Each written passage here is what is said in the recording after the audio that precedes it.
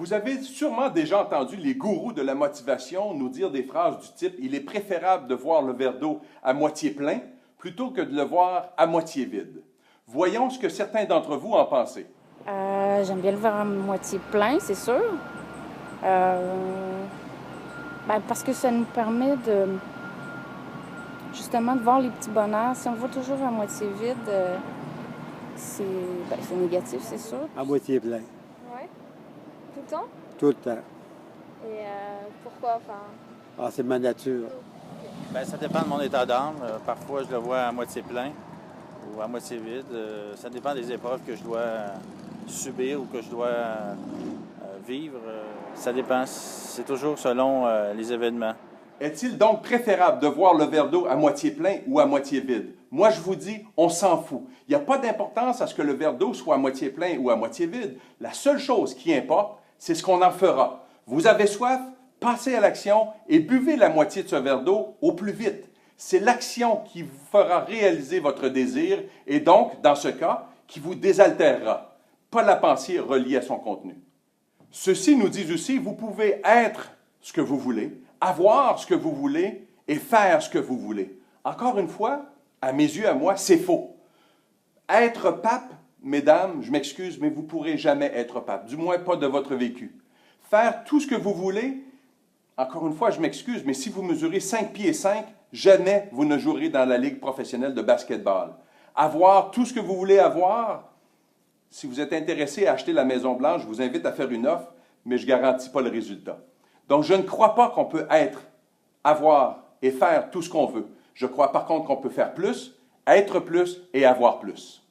Des milliers de conférenciers motivateurs nous bourrent de banalités ridicules depuis des années. Ils vous remettent une paire de lunettes roses et vous lancent des phrases mielleuses qui n'ont rien d'autre comme effet que de vous faire vous sentir bien dans cette vie qui, vous le savez très bien, ne correspond pas à votre vie de rêve. Leurs discours sonnent bien, mais ils ne fonctionnent pas. Le comble du ridicule à mes yeux vient de cette présomption qu'ils clament qu'en étant positif, tout ira bien dans nos vies.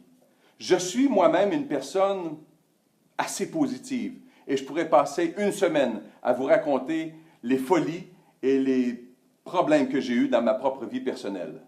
Je vous propose une autre approche. Soyez négatif. N'êtes-vous pas d'accord avec moi que c'est souvent quand on se rend jusqu'à la limite qu'on réagit le plus? Quand on est acculé au pied du mur, quand on est en dehors de notre zone de confort. Et c'est très souvent quand on prend cruellement conscience qu'on mérite mieux, qu'on passe à l'action. Je termine ma petite crisette sur les conférenciers motivateurs avec une autre de leur affirmation. Il n'y a pas de problème, il n'y a que des opportunités. Cette affirmation est tout simplement stupide et voire même insultante. J'ai et vous avez des problèmes. Point final. Je trouve insultant que quelqu'un qui ne me connaisse même pas me dise le contraire. Déguiser un problème en l'appelant opportunité est absurde. J'ai un problème, je le reconnais tel qu'il est, je l'accepte et accepte la probabilité que j'en ai une bonne part de la responsabilité et je prends tous les moyens pour l'attaquer de front. Mon point est le suivant. Je ne me lance pas en guerre contre les conférenciers motivateurs. Je n'ai pas d'ennemis et j'en veux pas. Mon objectif n'est pas non plus de me faire des amis. J'en ai déjà assez. En fait, mon objectif est que vous fassiez attention à ce à quoi vous adhérez comme pensée. Quand on vous dit une chose, assurez-vous qu'elle ait du sens, puis essayez-la. Si elle donne des résultats, conservez-la. Si elle ne fonctionne pas, débarrassez-vous-en et fuyez ceux et celles qui vous l'auront communiqué, même si c'est moi. Cette chronique vidéo vous propose une nouvelle vision sur le sujet. Je vous remercie d'avoir pris le temps de m'écouter et vous invite à m'envoyer vos commentaires. Merci.